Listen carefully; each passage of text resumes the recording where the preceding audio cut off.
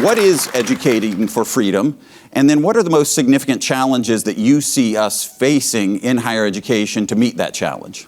My fellow panelists are all institution builders, and this seems to be a gathering of institution builders. My perspective is going to be less visionary, more about teaching in the trenches, so to speak. It seems to me that teaching is always and everywhere possible, but also always and everywhere difficult. Even in the university that one would pray for. An institution devoted to truth with a strong core curriculum, focused on enduring questions and great books, where the aim of the administrators is simply to bring teachers and students together in the best possible ways. Even in that situation, it would still be the case that education is a very iffy and uncertain endeavor. W.E.B. Du Bois, one of America's best and most lyrical writers about education, explained the difficulty this way. You took my Jefferson quote, so I have to use the Du Bois quote.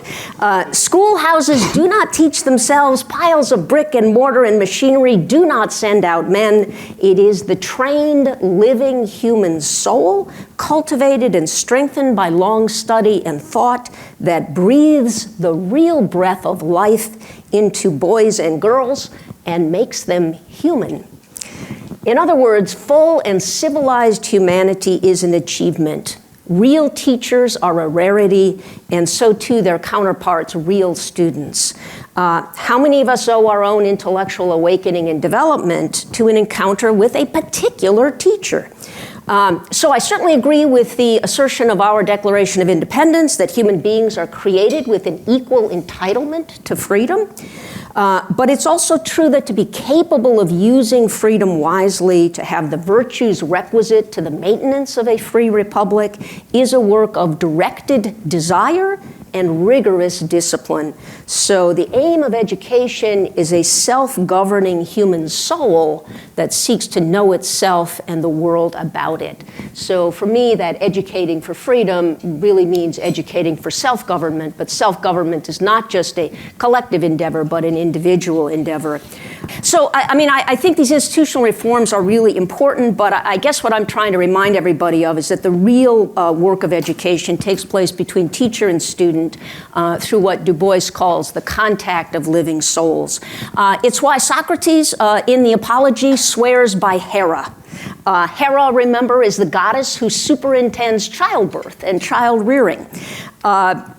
So to swear by Hera is a woman's oath. So what is Socrates doing? He's cutting across gender lines, and he does it to signal his view that education is always, in a sense, private, attentive to the unique character of the individual before you. Classroom teachers know, some students need to be inspirited to speak up, and others need to be humbled, just a bit. You have to be very careful about that, but they need humbling in order to be open to real learning.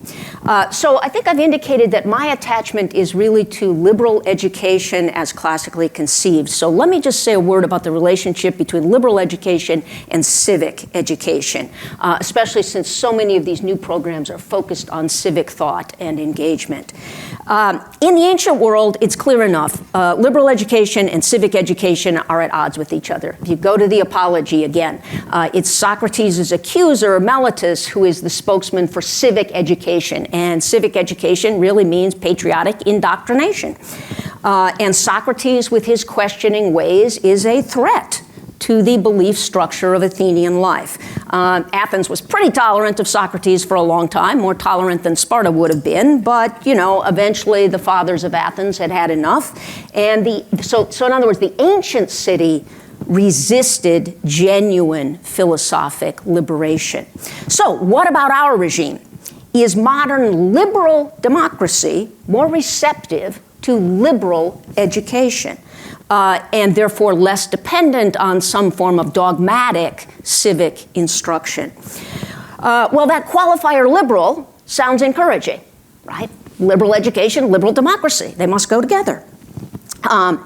And yet it seems that the meaning of liberal in the two phrases is not identical. Liberal democracy offers citizens a liberated realm, private realm, freed from government interference. By contrast, liberal education explores how individuals ought to live, to be truly free. It asks, what are the activities and the qualities of character proper to the free individual? In the process, it reveals the many forms that slavery can take, not only the obvious bodily forms, but the subtler forms, enslavement to narrow prejudices, for instance. So we might say that liberal education keeps alive a loftier, spiritual understanding of the word liberal, an understanding that points beyond that is ordinarily associated with liberal democracy. So paradoxically, I think it is by transcending the political realm that liberal education fills the office of a true friend of our constitutional order.